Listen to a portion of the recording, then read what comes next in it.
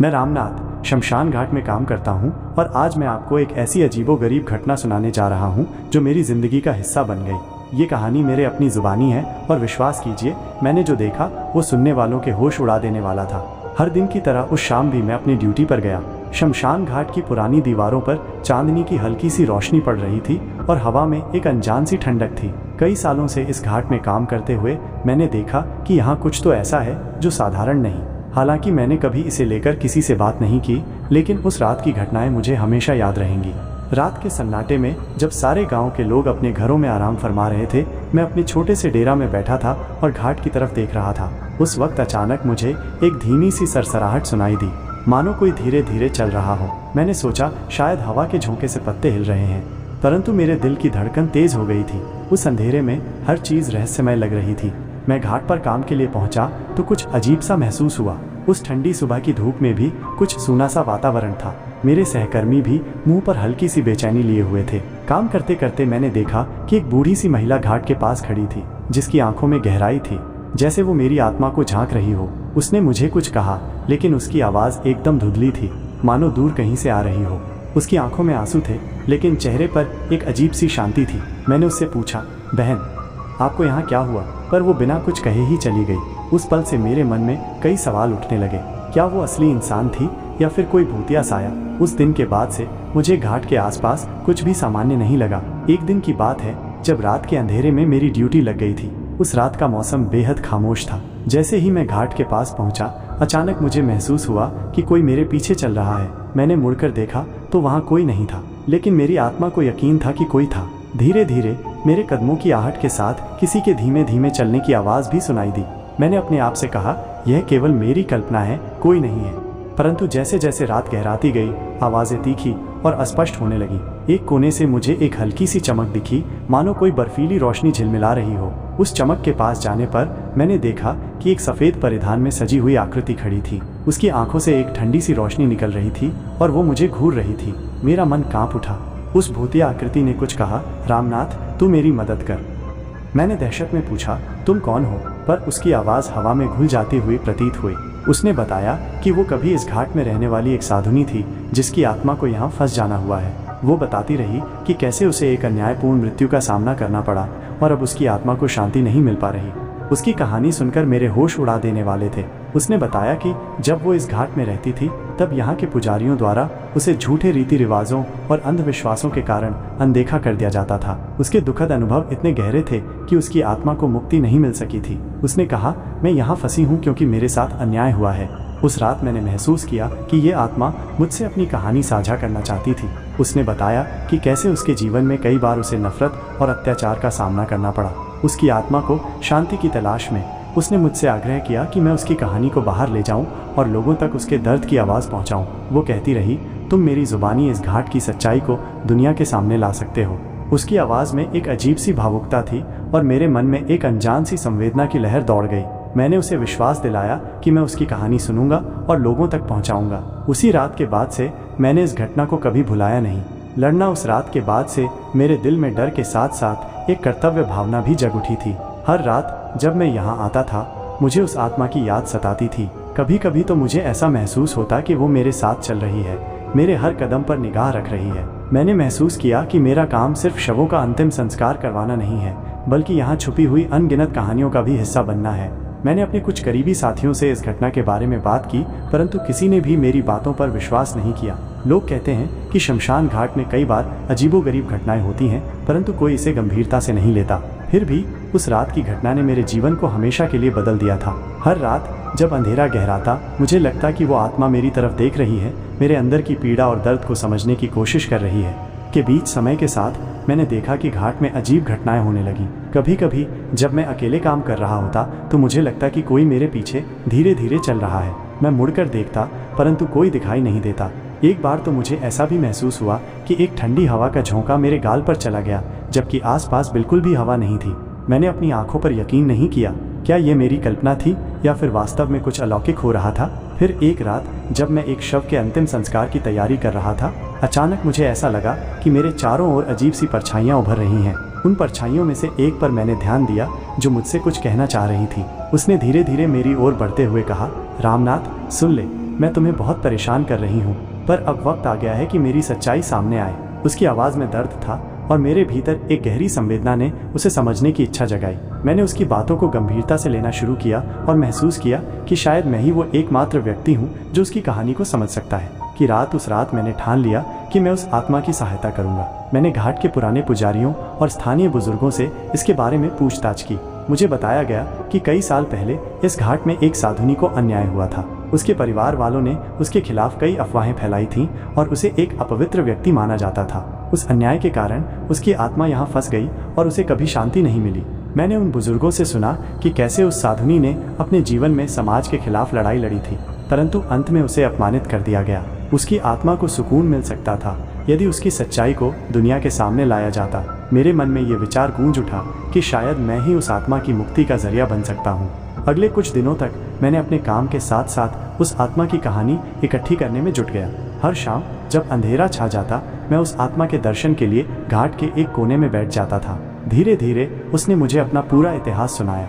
उसने बताया कि कैसे उसके जीवन में उसे नफरत और अत्याचार का सामना करना पड़ा और कैसे समाज ने उसके साथ अन्याय किया। उसने कहा, मैंने कभी किसी से बदला नहीं चाहा, परंतु मेरे साथ जो हुआ उसे भूलना मुमकिन नहीं है। मेरी आत्मा आज भी उसी दर्द में जी रही है और मैं तुमसे सहायता की उम्मीद करता हूँ। उसकी बातों में एक अजीब सी शुद्धता थी और मुझे यकीन हो गया कि यह आत्मा वास्तव में शांति चाहती है। मैंने एक पत्रिका के माध्यम से उसकी कहानी को लोगों के सामने रखने का निश्चय किया। मैंने स्थानीय समाचार पत्रों, रेडियो और यहाँ तक कि सोशल मीडिया पर भी इसकी चर्चा शुरू कर दी। लोगों ने धीरे धीरे मेरी बातों पर ध्यान देना शुरू किया। कुछ लोगों ने कहा कि उन्होंने भी घाट के पास कुछ अजीब घटनाएं देखी हैं, जबकि कुछ ने इस कहानी को सिर्फ अफवाह समझा। परंतु मेरे लिए यह एक सच्ची कहानी थी जिसे अब छिपाकर नहीं रखा जा सकता था। एक दिन जब मैं घाट में काम कर रहा था, अचानक आसमान में बादल छा गए और एक तेज बारिश शुरू हो गई। बारिश की बूंदें जैसे मेरे अंदर की पीड़ा को साफ कर रही हों। उसी वक्त मुझे एक जोरदार आवाज़ सुनाई दी, रामनाथ, मेरा वादा याद रखना। वो आवाज़ पहले जैसी धुंधली नहीं थी, बल्कि बिल्कुल स्पष्ट और सजीव थी। बारिश के साथ साथ उस आत्मा का अक्स सामने आ गया। उसने मुझे एक छोटी सी किताब दी जिसमें उसके जीवन की सारी घटनाओं का ब्यौरा था। किताब में लिखी बातें पढ़कर मेरी आंखें खुल गईं। मैंने जाना कि वह साधुनी वास्तव में एक समाज सुधारक थी जिसने अपनी जान की परवाह किए बिना लोगों की भलाई के लिए काम किया था। उसकी मृत्यु के पीछे के राज को समझकर मेरे मन में गहरी संवेदना जाग गई। उस दिन के बाद से मैंने निश्चय कर लिया कि मैं उसके नाम पर एक स्मृति मंदिर बनवाऊंगा ताकि उसकी आत्मा को शांति मिल सके। मैंने स्थानीय प्रशासन से संपर्क किया और घाट के एक कोने में एक छोटा सा स्मारक स्थापित किया। धीरे धीरे लोगों का आना जाना बढ़ा और उस स्मृति स्थल को सम्मान की नज़र से देखा जाने लगा। समय के साथ साथ घाट में शांति लौटने लगी। हर रात जब मैं अपनी ड्यूटी पर होता, मुझे अब वो भयानक परछाइयाँ नहीं दिखती थीं, बल्कि मुझे ऐसा महसूस होता कि उस साधुनी की आत्मा अब शांत है और उसने मुझे धन्यवाद के रूप में अपनी उपस्थिति दी है। एक रात जब मैं अकेले बैठा था, अचानक मुझे एक हल्की सी मुस्कान नजर आई, जैसे कोई कह रहा हो, तुमने मेरा दर्द समझा, अब मैं मुक्त हूँ। उस रात के बाद से घाट का माहौल बिल्कुल बदल गया। पहले जो भयावहता और उदासी थी वो गायब हो गई थी। लोगों ने भी महसूस किया कि यहाँ अब एक नई ऊर्जा है, एक नई आशा है। मैंने उस आत्मा की कहानी को लोगों के बीच साझा किया ताकि वे ये समझ सकें कि अतीत की पीड़ा से मुक्ति पाने का रास्ता उसे समझने और स्वीकार करने में है। अब जब मैं पीछे मुड़कर देखता हूँ तो मुझे अपने उस संघर्ष पर गर्व होता है। मैंने न सिर्फ एक आत्मा की मुक्ति में सहायक रहा, बल्कि मैंने समाज में छिपी हुई सच्चाई को भी उजागर किया। शमशान घाट में काम करने वाले हर व्यक्ति के दिल में कई अनकहे किस्से होते हैं, परंतु मैंने सीखा कि उन कहानियों को समझना और उन्हें सामने लाना एक नई शुरुआत हो सकती है।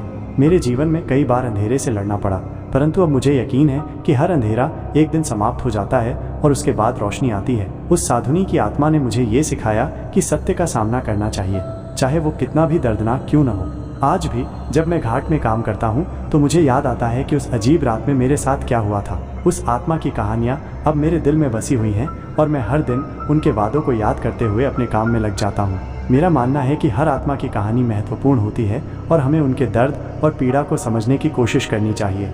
मैंने वादा किया था उस आत्मा से कि उसकी कहानी दुनिया के सामने लाऊंगा और आज मैं गर्व से कह सकता हूँ कि मैंने वो वादा निभाया। लोगों ने मेरे द्वारा बताए गए अनुभवों को सुनकर अपने दृष्टिकोण में बदलाव महसूस किया। अब वे समझते हैं कि शमशान घाट केवल एक अंतिम संस्कार का स्थान नहीं है, बल्कि यहाँ अनगिनत कहानियाँ छिपी हुई हैं जो हमें जीवन के सत्य से रूबरू कराती हैं। ये कहानी सुनाने का मेरा उद्देश्य सिर्फ एक भूतिया अनुभव साझा करना नहीं है, बल्कि ये संदेश देना है कि हर दर्द की आत्मा को एक दिन मुक्ति मिलती है। अगर हम उसे समझें और उसका सम्मान करें। मैंने अपने अनुभव से ये सीखा कि जीवन के हर पहलू में, चाहे वो कितनी भी अंधेरी क्यों न हो, एक आशा की किरण ज़रूर होती है। अगर आप कभी शमशान घाट जाएं तो वहाँ की खामोशी में सुने उन अनकहे किस्सों को जो दीवारों पर, हवा में और मिट्टी में गूंजते हैं। शायद वे कहानियाँ आपको भी सिखा दें कि जीवन में सच का सामना करना कितना महत्वपूर्ण है। मैं रामनाथ आज भी अपनी ड्यूटी निभाते हुए उन यादों को संजोए हुए हूँ और हर दिन उस साधुनी की आत्मा का आभार व्यक्त करता हूँ जिसने मुझे सिखाया कि सच्चाई, समझदारी और सहानुभूति से ही हम अंधेरों पर जीत हासिल कर सकते हैं। उसकी आत्मा अब मुक्त है और मुझे यकीन है कि मेरे द्वारा बताए गए अनुभवों से कई और आत्माओं को शांति मिलेगी। इस कहानी के जरिए मैं ये बताना चाहता हूँ कि कभी कभी हमें अपने अंदर झाँक कर उन भावनाओं और कहानियों को समझना होता है जिन्हें हम भूल जाते हैं। शमशान घाट में काम करना जीवन और मृत्यु के बीच की पतली रेखा को महसूस करना है। यहाँ हर आवाज़, हर छाया एक संदेश लेकर आती है और हमें उसे सुनने का साहस रखना चाहिए। हर रात जब चांदनी की हल्की सी रोशनी में घाट की दीवारें चमकने लगती हैं तो मुझे याद आता है कि उस साधुनी की आत्मा ने मुझे एक दिन बताया था, सच की ताकत कभी भी फीकी नहीं पड़ती। आज भी जब मैं अपने काम में जुटा रहता हूँ तो मुझे उसकी बात याद आ जाती है और मेरे मन में एक अनोखी शांति बस जाती है।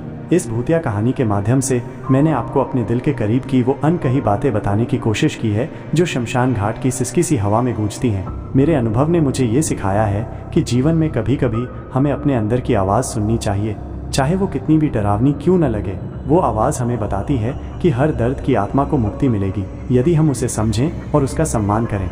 आज भी जब मैं घाट के पास खड़ा होकर उन शांत रातों को याद करता हूँ तो मुझे लगता है कि शायद उस साधुनी की आत्मा मुझे अपने वादों की याद दिलाने आई है। उसने मुझे सिखाया कि सच्चाई और प्रेम की ताकत से हम अंधेरों को भी मात दे सकते हैं। मैं अपनी ज़िंदगी के इस अनमोल अनुभव को हमेशा संजोए रखूँगा और हर दिन उस आत्मा के आभार में जीऊँगा जिसने मुझे सिखाया कि अंत में सत्य की जीत निश्चित है। ये मेरी सच्ची कहानी है, मेरे अपने अनुभव की ज़ुबानी।